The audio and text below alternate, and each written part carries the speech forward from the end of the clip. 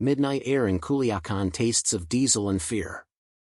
A single engine grows louder on the highway outside town, headlights cutting through a thin curtain of fog, the silhouette of a convoy moving like a venomous snake. The drivers aren't random, these are men with purpose, armored trucks, hidden guns in the back. By the time someone realizes what's happening, bullets already shred the night. Glass explodes. Screams echo. Children, asleep in homes just blocks away, bolt from beds. People shelter under tables. By the time sirens respond, the darkness has swallowed names, time, lives. Days earlier, whispers floated in plazas and market stalls, Los Chapitos move tonight. La Mayo retaliates. El Mayo's arrest still fresh in memory, enough to crack open old loyalties, enough to reignite fires that had smoldered under years of uneasy peace. The cartel that once ruled via shadows now riddles neighborhoods with bullets. Families tape notices on doors, if you see this, you're already marked. Schools, once a sanctuary, empty their halls at dusk. Businesses close early. Street vendors count the cost each night and lost customers, in fear. But this uprising, this terrible uproar, didn't come from nowhere. It's not just vengeance. It's succession, betrayal, smuggled chemicals, power vacuums, and calculated cruelty.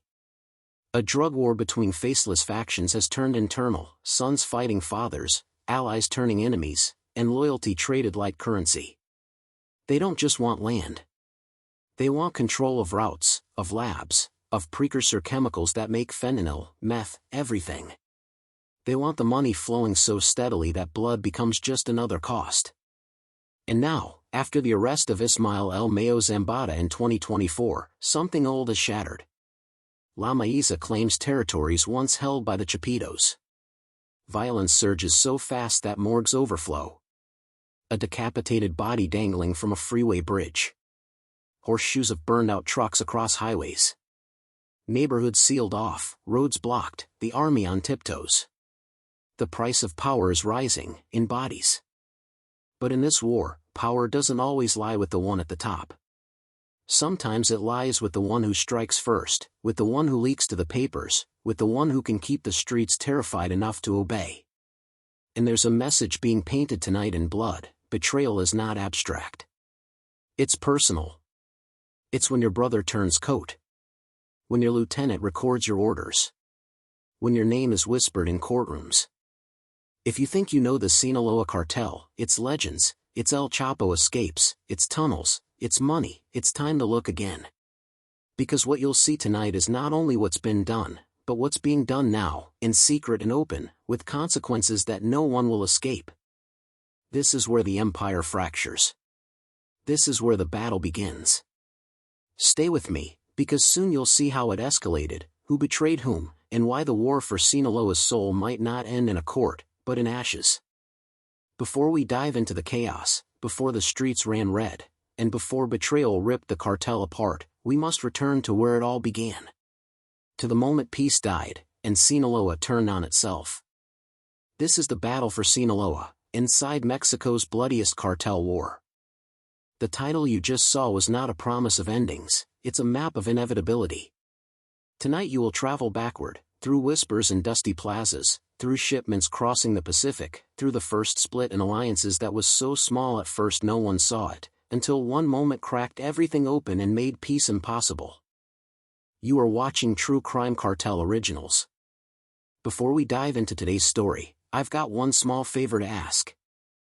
If you love deep, real stories like this, tap the like button, hit subscribe, and drop a comment below telling us which city you're watching from. It helps more than you know, and it allows us to keep bringing you stories no one else dares to tell. Now, let's get into the story. Act I begins not in the firefights, but in the lull, the uneasy calm that feels safe, until someone breaks the ritual. In the 1980s, Sinaloa was still known for its fields, its fishermen, citrus orchards, seaside tacos, the long horizon of ocean that promised a horizon of peace. Smuggling was whispered, small, almost invisible, cocaine, cannabis, mushrooms, but always in the shadows, always far from the heart of daily life. Then the 1990s came with a shift, Pablo Escobar's fall sent routes northward, Colombia's crackdown pumped traffickers into Mexico, corruptible lawmen and politicians saw both danger and opportunity. It was as if a vacuum opened and the strongest hands reached in. Men who once transported mangoes and tilapia shipped kilos of cocaine across hidden trails, using radios and boats, using fishermen at sea and mule drivers on mountain roads. Among those rising was one family whose name would become a crooked kind of legend, the Zambadas, El Mayo, twin sons, network builders who understood that logistics would become power, who saw that corrupt perimeter would become center if they played their cards right, offering bribes, promising silence, buying out weak border checkpoints, forging alliances, and cowing local police with both kindness and terror.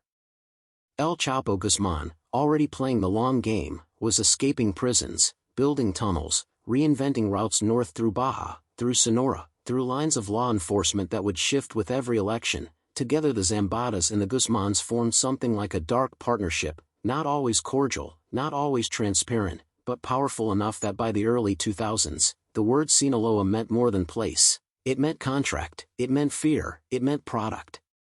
For a time, what they built was stable under the surface, coca labs hidden away from satellites, connections to corrupt political offices where laws could be bent, judges paid, routes secured, mountain camps where cocaine was refined, airstrips secret cleared in brush, bribes sliding under tablecloths while fishermen off the coast counted nets, unaware, as cargo boats slipped through territorial waters. But peace in such worlds is always temporary, like ice on a lake in spring, stronger than it looks until the sun hits just right. The cracks began when demand in the United States swelled, when synthetic precursors for fentanyl and meth made the old trade routes irrelevant, or at least exposed their brittleness, and when the children of the founders, once content to follow orders, began to ask for shares, for respect, to prove themselves in violence, to build their own networks beneath the network. Law enforcement pressures rose, Mexican federal forces launched operations, the DEA shared intelligence, border seizures increased. Arrests happened. Leaders were briefly gone, power vacuums appeared. In prison, rumors thrived. Outside, deals were made behind steel bars. When El Chapo escaped for the first time, when El Mayo dodged charges, when trusted lieutenants vanished, everyone began to wonder, who was pulling strings from inside the walls?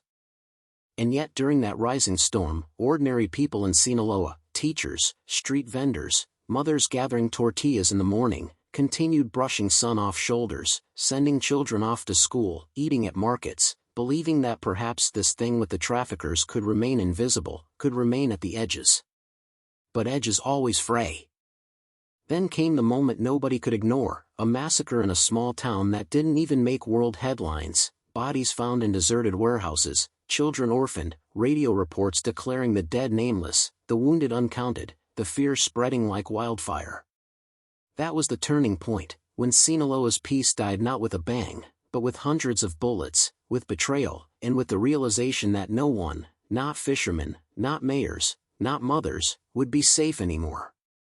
The gunfire you just heard isn't random. It's 2024, outskirts of Culiacan, and the air smells like diesel, cordite, and betrayal. Civilians are ducking behind cars while armored pickups block intersections. A helicopter circles above, spotlight flickering through rising smoke. What started as a local confrontation between rival Sinaloa factions has become a street-by-street civil war. Somewhere in that chaos, a single name is shouted over radio static, Los Chapitos. Hours earlier, before the first bullet flew, an encrypted message buzzed through cartel radios. No one outside the organization knows exactly what it said, but every soldier understood the meaning. The truce was over. For years, two giants, El Mayo Zambada and the sons of El Chapo Guzmán, shared the throne uneasily. Now the throne had cracked. Cut backward 15 years, Sinaloa's golden calm. A coastal morning, fishermen pulling nets from the sea, roosters echoing through valleys, the scent of diesel and salt. In those days, cartel men kept to the shadows. They paid the police, sponsored parades, built schools, handed out groceries. They called it paz controlada, controlled peace. Everyone knew who ruled, but no one spoke it aloud. But controlled peace depends on control, and control depends on loyalty. When El Chapo was captured and extradited to the United States, his empire didn't vanish, it multiplied into fragments. The sons, Ovidio, Ivan, Alfredo, were determined not to be remembered as the heirs who lost everything. And deep in the Sierra Madre Mountains, their uncle's allies whispered, "El Mayo is too old, his time has passed." Return to the present, a convoy of Los Chapitos men tears through downtown Culiacan. Shop shutters slam, mothers pull children inside, the army hesitates to enter. Because this isn't a fight between good and evil, it's a fight between legacy and survival. Soldiers can't tell who's who, both sides use military gear, both claim the same flag. Only the accents in their radio codes betray allegiance. Flashback again, to 2019, Ovidio Guzmán's first arrest. The city erupted in gunfire within minutes. Hundreds of gunmen flooded streets, forcing the government to release him. That day became legend, El Culiacanazo. It proved that the Sinaloa Cartel could overpower a nation in hours. But it also proved something darker, that the unity holding the cartel together was built on fear, not respect. Back to the present, the same city burns again, but this time the enemy isn't the army. It's themselves. El Mayo's old guard, disciplined, gray-haired commanders, are battling the Chapitos' impulsive, social media-fueled recruits. The old men fight for structure, the young ones for dominance. Every bullet now erases decades of alliance. Flashback, before the split, in a quiet ranch outside Culiacan. A meeting around a wooden table. Cigarettes, tequila, whisper arguments about fentanyl shipments in territory. Voices rise. One man slams a pistol down, another laughs. Someone records on a hidden phone. That recording, weeks later, will leak, igniting suspicion that El Mayo's men are selling intel to the army. Present again, news reporters broadcast from bullet-scarred streets. Authorities have lost control, one says. But control was lost long ago, when greed overtook fear, when sons stopped obeying fathers, when loyalty became currency traded for protection. The war isn't about drugs anymore, it's about who gets to rewrite the legend of Sinaloa. And somewhere beyond the smoke, hidden in the mountains, an old man listens to radio chatter, El Mayo himself, voice tired, breath heavy. He's seen this before, in Colombia, in Tijuana, in Juarez. He knows every empire ends the same way, not with invasion, but with brothers turning their guns inward. Culiacan, 2024. The night is thick with gunpowder and smoke. Radios crackle between barricades, every frequency filled with panic and code words. Somewhere in the dark, an armored truck burns, its metal groaning under heat. Inside, an abandoned radio still hums a single repeated message, Zeta Cuatro Cato, Repito, Zeta Cuatro Cato. That call sign belongs to one of El Mayo's top lieutenants, ambushed, executed, and left as a warning. The message spreads faster than gunfire. Nobody says it out loud, but everyone knows who gave the order, the Chapitos. Flashback, 2 years earlier. In a marble-walled mansion on the hills outside Culiacan, music hums low, laughter dances over tequila glasses, and cartel hierarchy pretends to celebrate peace. El Mayo's men sit opposite the Chapitos, smiling without trust. Cameras are forbidden. Phones are left at the door. What they don't know is that one of the waiters is wearing a wire. That recording will eventually make its way to a federal agent in Hermosillo, and, weeks later, to the Chapitos' private channel. Return to the present. Retaliation comes before sunrise. A convoy of 20 trucks storms a rival safe house in Las Cuentas. Neighbors awake to gunfire so intense the power grid collapses. By morning, the news calls it a clash between criminal elements. But the streets whisper another name, Purge. Cut back further, to 2016, months before El Chapo's extradition. In the mountain town of Badiraguado, an aging lieutenant delivers bad news. The DEA has intercepted messages about fentanyl routes through the Pacific. Someone inside leaked coordinates. El Mayo listens silently, stares into his glass, and says only, "We have a traitor." That night, 3 men disappear. None are ever found. Flash forward. 2024 again. Streets are empty. Soldiers patrol beside burning cars. Civilians scroll through phones watching leaked clips of cartel gunfights on TikTok, tagged with laughing emojis and cartel anthems. What used to be fear has become spectacle. Each side edits their own footage, crafting propaganda. Wars fought not just with bullets, but with virality. Back to 2018. The Chapitos, now running their own network, begin importing fentanyl precursors from China through the Pacific ports. Their labs expand faster than anyone anticipated. El Mayo's faction warns them, the Americans will come harder than ever. But the young bloods are untouchable, wealthier, ruthless, and hungry to prove the new generation cannot be controlled by the old guard. Then the betrayal sharpens. One of El Mayo's trusted couriers, known only by his codename El Medico, is caught in Hermosillo with a briefcase full of unmarked bills and a phone full of incriminating chats. The government never announces the arrest, but the Chapitos somehow know before dawn.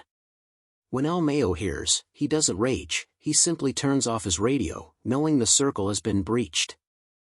Present again. Every cartel soldier now fights for survival, not hierarchy.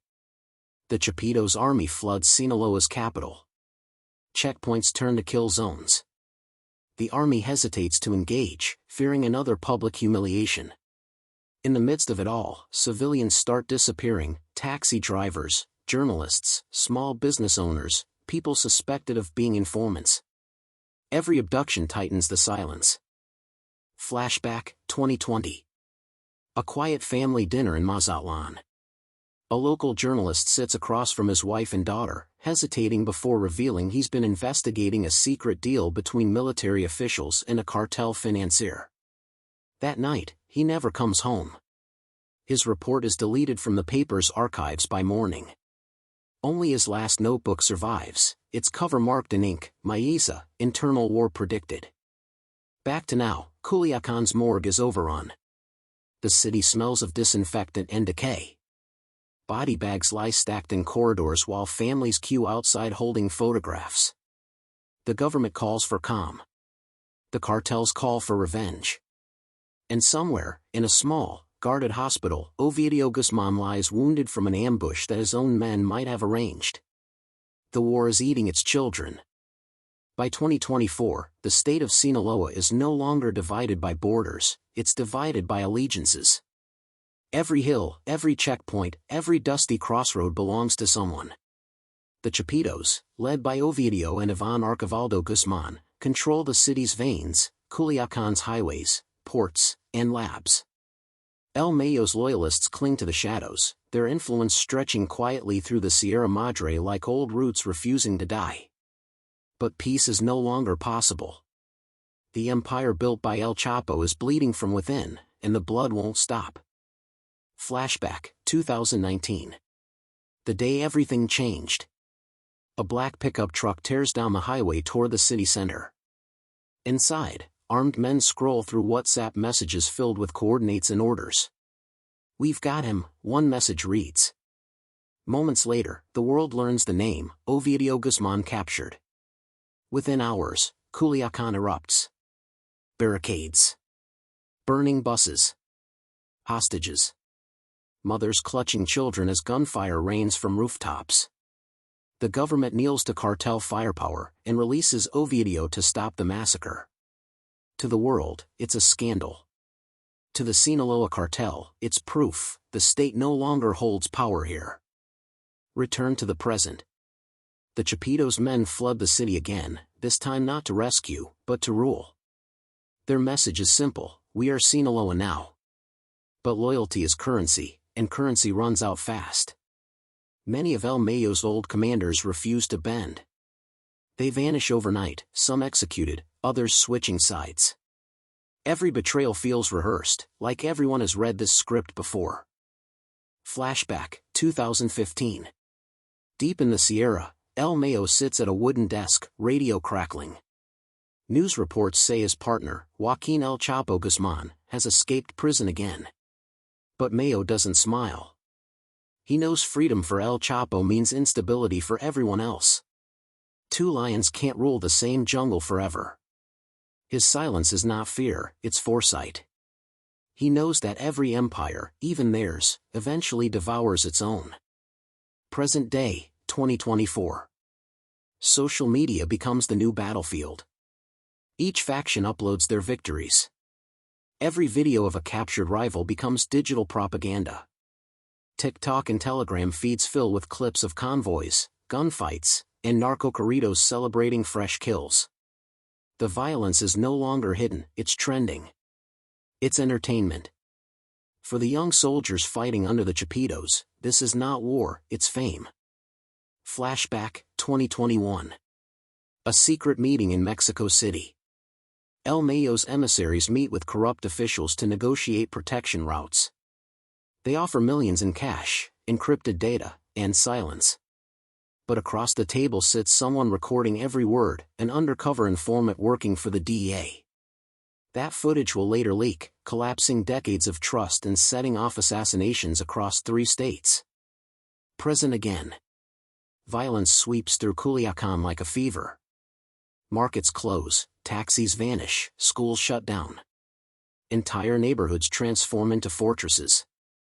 The sound of drones overhead is constant, sometimes carrying cameras, sometimes grenades. Civilians no longer ask who started this war.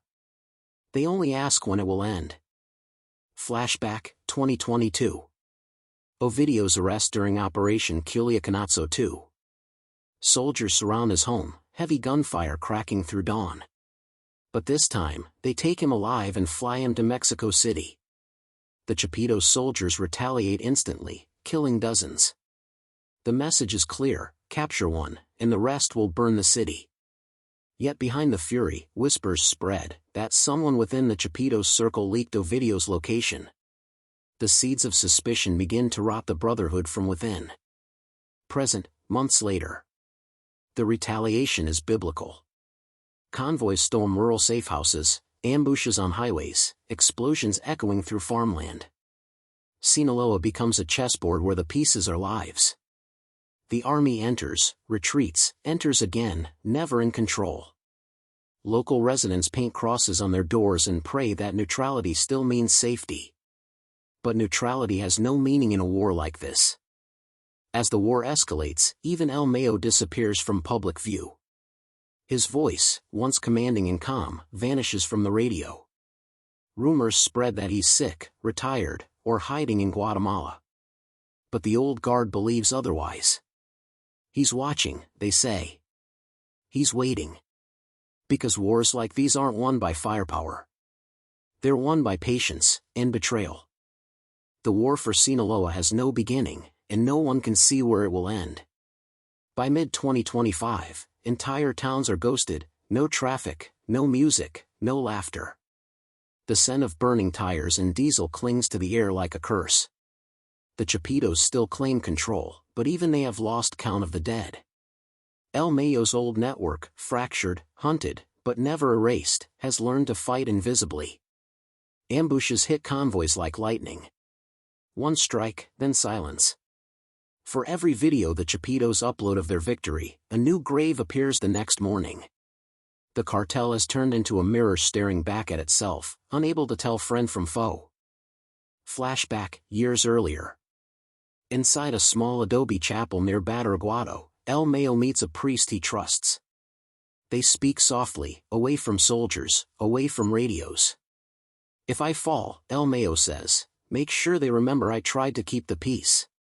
The priest nods, but he knows no one will remember peace, only blood. Outside, children play soccer with a torn ball, their laughter echoing against cracked walls that have heard gunfire too many times. Present, Culiacan again. Journalists no longer film openly. Cameras invite bullets. But one freelancer, a woman named Lucia, refuses to stop. Her documentaries expose mass graves, child recruits, and political ties buried under cartel money. She uploads from anonymous servers, her voice distorted, her face blurred. Weeks later, her car is found in a ravine. Inside, her camera still recording, its final frame showing the sunset bleeding red across the mountains. Flashback, 2020, El Chapo's prison cell in the United States. He receives a letter through legal mail and signed, coded, written in the same cryptic style the cartel used for decades. It's from El Mayo. The message is short: they will eat each other. You were the glue. Now, there is no glue. Chapo folds the letter, stares at the gray walls, and mutters to himself, that was always the plan. Present, the purge spreads beyond Sinaloa. In Sonora, Durango, and Chihuahua, satellite factions clash over shipments, checkpoints, and silence. Civilians are taxed for passage. Ranchers are forced to lend trucks. The cartel's war economy has devoured the state itself. The government calls it strategic instability, but on the ground, it feels like the end of the world disguised as routine. Flashback, a memory whispered by a surviving soldier. He recalls a night in the mountains when both sides accidentally crossed paths. They lowered their guns. No one spoke. For a few seconds, silence replaced hatred. Then, one nervous hand twitched, and the silence exploded into chaos. When it was over, the moonlight revealed only bodies, their uniforms identical. No one could tell who was who anymore. Present, 2025. The government sends thousands of troops into Sinaloa. Checkpoints every few kilometers, helicopters circling. Yet, in the hills, the cartels remain untouched. Soldiers occupy the streets, but the real power still hides in ranches, tunnels, and encrypted messages. Every general knows this truth but dares not say it: the state can patrol Sinaloa, but it cannot rule it. In the shadows, a rumor grows that El Mayo is dead. Some say disease took him. Others claim the Chapitos sent assassins.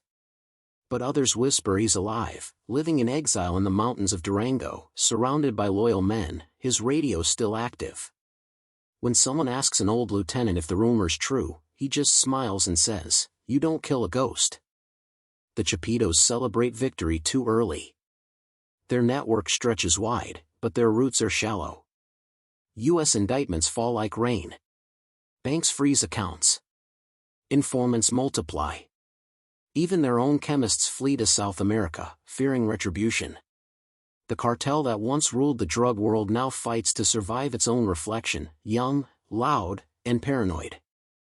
And then, as if scripted by fate itself, a video appears online. Grainy, silent, and terrifyingly calm. It shows a masked man sitting under a flickering bulb, a radio beside him. He speaks slowly, "You can kill the men. But you cannot kill the silence." The video cuts to black. Within hours, accounts claiming to be El Mayo's old network flood social media with the same message. The Chapitos go quiet. For the first time in years, Sinaloa sleeps, not in peace, but in exhaustion. And so the battle for Sinaloa ends not with a victory, but with a whisper. The cartels remain, the violence continues, and the truth dissolves between myth and survival. In this land, power is borrowed, loyalty is rented, and peace is always temporary. The war didn't end, it just changed names. Morning in Culiacan comes slow now, as if the city itself is tired of waking up. The air no longer shakes with gunfire, but the silence is heavier than explosions ever were. You can hear the faint hum of generators, dogs barking in empty streets, and the distant echo of a church bell that rings for no one in particular. Burned cars are still parked where the battles ended, their metal frames blackened monuments to forgotten soldiers. The war is over, they say. But in Sinaloa, wars don't end, they just stop being filmed. Months pass. The Mexican army still patrols, but their eyes are hollow. The young soldiers stare at the hills like they're haunted, they've seen too much to believe in orders now. The locals sell them food, smile politely, and close their doors as soon as the trucks roll away. Every wall carries new graffiti: Chapitos forever, Mayo vive, Justicia para nadie. Justice for no one. The city wears its wounds like tattoos it never asked for. At night, fireworks still echo in the distance, but no one celebrates, they only count the dead in silence. Across the mountains, life resumes, slowly, unevenly. Farmers return to burn fields. Children play beside dried riverbeds, pretending the sound of distant helicopters is thunder. Mothers hang laundry between bullet holes. A generation grows up knowing nothing but this, that men with guns come and go, and every silence means someone else has disappeared. The adults don't explain it anymore. They've learned that in Sinaloa, survival depends on pretending not to see what's right in front of you. In the city morgue, the lights flicker. Rows of unclaimed bodies lie under numbered tags. No one comes for them. They belong to no side, no family, no name. One coroner, exhausted and trembling, says to a reporter, "We stopped counting months ago." Her eyes are wet, but she doesn't cry anymore. On the wall behind her, someone has taped a photo, a group of young men smiling in uniform. The caption reads, "Before it all." Flashback, 2008. The rise of the empire. A convoy of armored trucks roaring down a coastal highway, gold-plated pistols glinting under sunlight, narco corridos blasting from speakers. That was when the Sinaloa Cartel felt invincible, when power tasted sweet and fear was currency. They thought they owned the world. But power built on fear always collapses from the inside. And now, every man who once stood in that convoy is either dead, imprisoned, or hiding in shadows praying no one remembers his name. Present again. A reporter walks through the ruins of a burned narco mansion, the marble cracked, chandeliers melted, swimming pool filled with ash. He whispers to his camera, "This was where they threw parties when the war began." A child's toy floats in the dirty water, half melted by fire. On a nearby wall, bullet holes form a rough outline of a cross. The camera lingers, capturing the irony that no one dares to say out loud, that even in victory, everything they built turns to dust. Far away, in the United States, federal agents read through stacks of indictments and sealed evidence files. They celebrate small victories, confiscated shipments, extraditions. But in private, some admit the truth, for every name they erase, two more appear. The drug routes never stop, they just shift direction, like rivers carving new paths after storms. The battle for Sinaloa was never about land or power. It was about control of the story, and that story still sells. Back in Mexico, the survivors carry invisible scars. Former cartel gunmen now work construction or guard warehouses, never speaking of what they did. Others disappear into exile, living under fake names, haunted by faces that visit them in dreams. The narco ballads still play in bars, but now the lyrics sting, reminders of loyalty that turned to betrayal, of empires that vanished like smoke.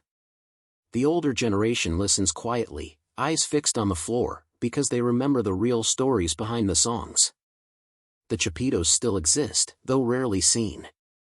Some say they've fled to Guatemala, others claim they control operations from underground tunnels. But even their own men whisper that the ghosts of the fallen follow them. El Mayo's whereabouts remain unknown. Some call him dead, others believe he's watching the world he helped create crumble under its own greed. Whether he's alive or gone doesn't matter, his shadow still rules the mountains, and in Sinaloa, that's power enough. Years from now, when people speak of this war, they'll tell it like a legend, full of heroes, villains, and ghosts. But legends lie. The truth is quieter, sadder, harder to look at. The battle for Sinaloa didn't crown a king or free a people. It only reminded everyone that power is never permanent, and peace is just the space between two storms. Somewhere, a radio crackles faintly through static, a familiar voice saying, "Mayo escucha." Then, silence. In the end, no one wins these wars. The bodies vanish, the money fades, the names become myths, and the mountains keep their secrets. Sinaloa doesn't need heroes, it just needs silence. And maybe, someday, silence will be enough. The story of Sinaloa doesn't end here, because it never really ends. Every generation inherits the ghosts of the one before, fathers teaching sons the rules of a war they never chose. Somewhere tonight, a young man loads a rifle for the first time. He doesn't know why he's fighting, only that his father did. And just like that, the cycle turns again. The cartels will change names, faces, borders, but not purpose. Cocaine routes become fentanyl highways, and the hands that move them change from brown to pale to black, but the greed stays the same color everywhere. Governments fall, politicians shift alliances, and reporters vanish, but the mountains of Sinaloa remain, watching. Silent. Eternal. They say every bullet fired here echoes for years. Maybe that's true. Because even now, if you listen close, you can still hear them, not the gunshots, but the whispers of those who believe they could rule death. And maybe, somewhere in the static, a voice still calls, Mayo escucha. The war for Sinaloa wasn't just about drugs or power. It was about survival, a test of who could endure the longest. And in the end, endurance became the only victory that mattered. Those still alive aren't winners. They're survivors of a storm that never stopped raining. As the camera fades, the corridos return, softer now, slower. The kind played not in celebration, but in memory. The lyrics tell stories that no one should remember, but no one can forget. This was the battle for Sinaloa. The war that redefined power, family, and fear. And though the headlines have moved on, the streets still whisper the same truth: in Sinaloa, peace is just an illusion. Somewhere out there, the next story is already beginning, another betrayal, another revenge, another son stepping into his father's shadow. And when that storm breaks, we'll be there to tell it. Until then, keep your eyes open, your heart steady, and your curiosity alive. Because truth, in this world, isn't found in headlines. It's buried in the silence. You've been watching True Crime Cartel Series. Stories the world fears to tell, but can never forget. If you made it this far, you've seen behind the curtain. Now don't look away. Subscribe. Because the next story is already waiting.